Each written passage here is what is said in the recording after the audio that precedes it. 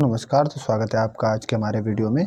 तो आज के वीडियो में हम डिस्कस करेंगे साइमन कमीशन के बारे में। तो आज हम पढ़ने वाले हैं साइमन कमीशन। तो हम देखेंगे इसमें कि साइमन कमीशन क्या था और ये भारत में क्यों आया था और इसके क्या रीजंस थे। अब देखेंगे आगे इसको। तो हम देखेंगे साइमन कमीशन के बारे में। तो देखेंगे साइमन कमीशन जो था ये जो साइमन कमीशन था, साइमन कमीशन जिसे आधिकारिक तौर पर भारतीय वैधानिक आयोग के नाम से जाना जाता है। मतलब ये भारत में वैधानिक आयोग का मतलब है कि ये भारत में वैधानिक आयोग के नाम से जाना जाता है। ब्रिटिश सरकार द्वारा 1927 में गठित एक समूह था। यह ब्रिटिश सरकार द्वारा 1927 में बनाया गया एक समूह था जिसका उद्देश्य था भारत में संवैधानिक सुधारों का अध्ययन करना, कि भारत में जो संवैधानिक सुधार हैं वो किस प्रकार से किए जा सकते हैं। इसकी अध्यक्षता जॉन साइमन ने की थी और इसमें सभी 7 ब्रिटिश सदस्य थे। अब इसकी अध्यक्षता जो कर रहे थे वो जॉन साइमन कर रहे थे और इसमें जो सारे सदस्य थे वो ब्रिटिश थे। भारत में इसमें किसी भी भारतीय को शामिल ना करने के कारण इसका भारत में भारी विरोध हुआ था, जिसके कारण साइमन वापस जाओ के नारे लगे थे। मतलब ये जो साइमन कमीशन आया था ये मेनली 1927 में गठित हुआ था, जिसकी अध्यक्षता जॉन साइमन ने करी थी। इसका उद्देश्य था भारत में संवैधानिक सुधारों का अध्ययन करना और इसमें सभी ब्रिटिश सदस्य थे। 7 सदस्य थे इसमें टोटल, सारे के सारे ब्रिटिश थे, जिस कारण से भारत में इसका भारी विरोध हुआ और जिस कारण साइमन वापस जाओ के नारे लगे। अब आगे देखेंगे इसी में साइमन कमीशन के मुख्य उद्देश्य क्या थे। साइमन कमीशन के मुख्य उद्देश्यों की जब हम बात करते हैं तो साइमन कमीशन के जो मुख्य उद्देश्य रहे वो भारत सरकार अधिनियम 1919 की समीक्षा करना। मतलब भारत सरकार अधिनियम एक आया था 1919 में, उसकी समीक्षा करना था। कमीशन का मुख्य काम था भारत सरकार के मुख्य काम इसका था 1919 के भारत सरकार अधिनियम की समीक्षा करना। और इसका दूसरा जो काम था वो था संवैधानिक सुधारों का सुझाव देना। और इसका ये आयोग को भविष्य में होने वाले संवैधानिक सुधारों पर सुझाव भी देने थे। ठीक, तो जिसमें हम देखेंगे। और भारत की शासन प्रणाली का अध्ययन करना। भारत में चल रही शासन प्रणाली की जांच करने के लिए यह आयोग आया था। मतलब इसके मेन कामों की अगर हम बात करें तो वो क्या क्या रहे, तो उनमें जब आप देखोगे तो एक तो था भारत सरकार अधिनियम 1919 की समीक्षा करना, दूसरा था संवैधानिक सुधारों का सुझाव देना और तीसरा था भारत की शासन प्रणाली का अध्ययन करना, कि भारत में किस प्रकार की शासन प्रणाली है और इसको किस प्रकार से सुधारा जा सकता है। आगे देखेंगे अब हम।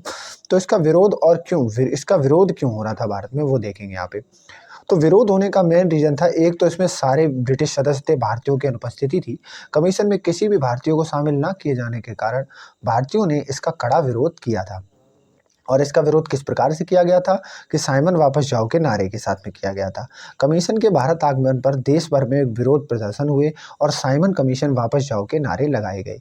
और इसमें साइमन कमीशन के आगमन पर देश भर में प्रदर्शन किए गए और साइमन गो बैक यानी साइमन वापस जाओ के नारे लगाए गए थे। और इसमें क्या था कि कांग्रेस और मुस्लिम लीग का समर्थन, कांग्रेस और मुस्लिम लीग दोनों ने मिलकर इस विरोध प्रदर्शन में भाग लिया था। और ये कुछ प्रक्रियाएं थी जिस तरह से इसका विरोध भारत में हुआ। आगे देखेंगे हम। अब साइमन कमीशन की रिपोर्ट आई थी 1930 में। अब इसमें बोला था इसने कि एक संघ की स्थापना की जाए। इसमें क्या बोला गया कि एक संघ की स्थापना की जाए जिसमें ब्रिटिश भारतीय प्रांत और देशी रियासतें शामिल करी जाएं। और इसने बोला कि एक शासन बनाया जाए जिसमें केंद्र में उत्तरदायी शासन हो। मतलब कि केंद्र में उत्तरदायी शासन की व्यवस्था हो। वायसराय और केंद्र को उत्तरदायी, मतलब केंद्र का मतलब होता है जैसे अपने यहाँ पे अभी एक राज्य सरकार होती है और केंद्र सरकार होती है, उसी तरह ये बोला गया कि एक ऐसे शासन की स्थापना की जाए जो अपना उत्तर किसको दे, केंद्र को दे। मतलब केंद्र में उत्तरदायी शासन की व्यवस्था हो। वायसराय और गवर्नर को कुछ शक्तियां दी गई।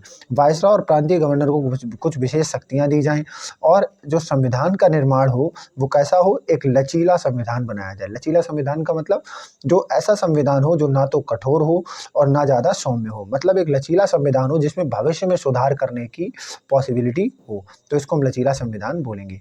आप देखेंगे आगे इसमें।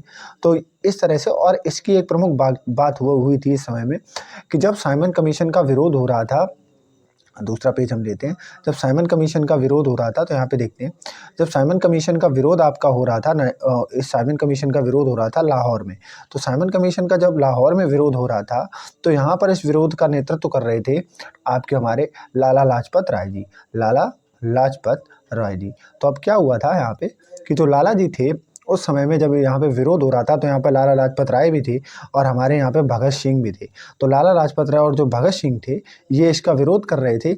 अब इस विरोध में क्या हुआ था कि इस विरोध में जब लाला लाजपत राय जो थे वो वहाँ का एक जर्नल था, जिसका एक पुलिस ऑफिसर था जिसका नाम था सैंडर्स। अब जिसका नाम था सैंडर्स, उसने क्या किया था, यहाँ पर लाठी चार्ज करने का आदेश दिया था, जिस वजह से क्या हुआ था, यहाँ पर लाला जी को लाठियाँ लगने से इनकी डेथ हो गई थी।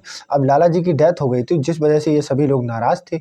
तो इसी के बाद जो अगली घटना हम पढ़ेंगे इसमें, वो अगली घटना हम पढ़ेंगे सैंडर्स की हत्या वाली घटना। अब सैंडर्स की हत्या वाली घटना इसके बाद में हम देखने को मिलेगी।